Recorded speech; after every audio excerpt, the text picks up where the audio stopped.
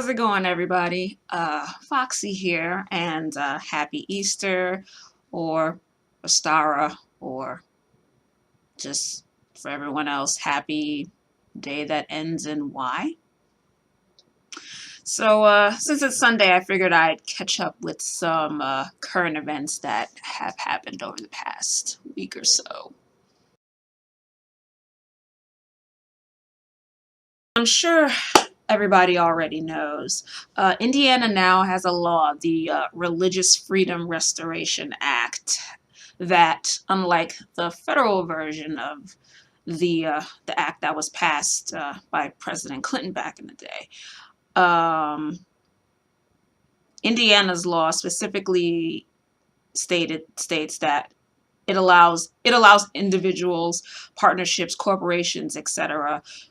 They can avail themselves of religious beliefs as a defense in a discrimination cause of action. So that distinct part cannot be dismissed because it's with that specific distinction that pretty much opens the door for private businesses being able to discriminate against LGBTQ Americans.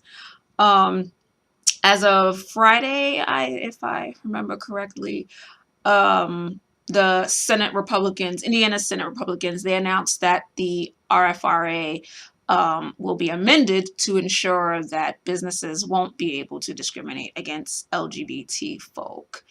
But my main question is, why have the goddamn law in the first place? Why is it even necessary? So I figure maybe someone with much more political knowledge can break this down.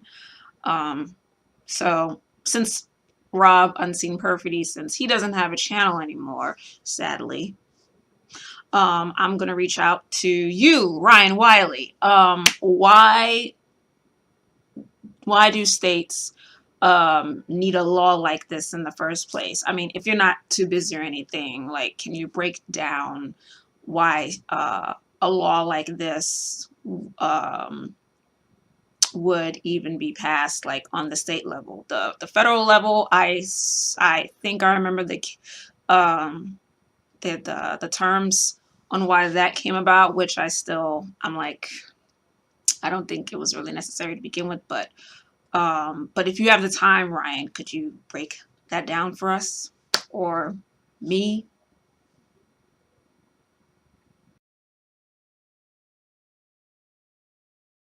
So, in the only Texas moment of 2015, the GOP controlled House voted to cut $3 million from HIV and STI prevention programs to utilize those funds for abstinence education. Yeah, that's right. The bill's sponsor, Republican Stuart Spitzer, justified this measure with the usual, "it was good for me, so everyone else in the state should be beholden to my personal dictates and standards" excuse. The measure still has a ways to go before becoming law, but being that the Texas Senate is also GOP dominated, it's highly likely that that bill will become law. It's just another episode of the GOP going against reality on a day that ends in Y. Um, I'm much more worried about the people who will suffer if this bullshit becomes law. As of 2013, Texas has the third highest rate of HIV infection in the country. Excuse me, HIV diagnoses in the country, and the highest number of teen births. Add to those things and the fact that Texas public schools, they're not required to teach sex ed. Uh, it's more than likely that things are just gonna continue to get worse there before it gets better.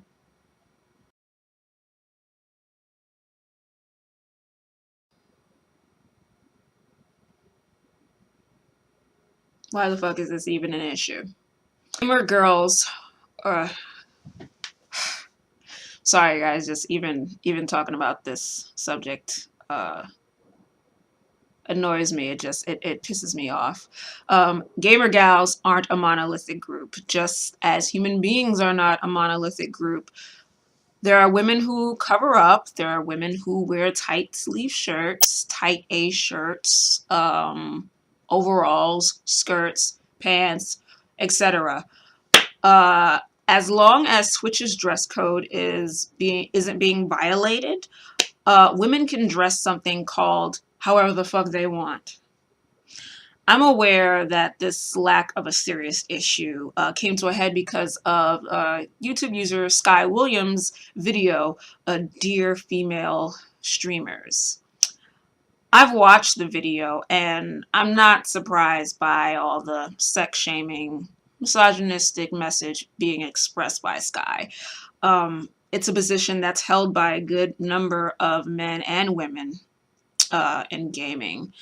And as a former fighting game player enthusiast, my question is, and has always been, why the fuck do you care about what someone else is doing if they're not a threat to your life or the lives of your friends or your family or your money? If gaming is supposed to be this place where, you know, it's already equal and it welcomes everyone and all that shit, then why does a woman have to conform to a self-expression via a way of dressing that caters to people and their apparent antiquated definition on how women should dress? And don't say that it's because it makes all women gamers look bad, because that's bullshit. It fucking doesn't. Judging an entire group because of a subgroup within a group, because of how that a subgroup within a group chooses to present themselves, is logically fallacious. It's not only that, it's fallacious, it's childish, it's fucking stupid. Women dressing scantily while streaming, they aren't representative of all women who stream games. Nor should that be a factor in determining how all women who stream games should be treated. And so the fuck what if some of them are doing it for popularity or view clicks or whatever? So the fuck what? It's not stopping any women from streaming content. Do you want to know what stops women from streaming content? As sexist assholes who harass them constantly for being women. But I guess holding them accountable for their shitty behavior choices is much harder than policing women on their looks. Am I right? Blaming skin-showing women for the harassment that all women face on streaming sites is pretty fucking stupid too. Speaking from personal experience, it really doesn't matter how a woman looks. Other women gamers I know who play Ultra, Street Fighter 4, and other games on, they play online, 360, PS3, or PS4. I've heard stories of them being harassed often just for being women or for being, a person of color. Even though most times these assholes don't know what these women look like, or they can't see what they're wearing. It's the norm, and I say that norm, that women are looked down upon. We are the ones who are the underdogs coming into a man's field. It's assumed, sadly, that we are not as competent as men are in playing games, because gaming is still thought by some to be a guy thing, even though recent stats have been proving that pervasive stereotype wrong.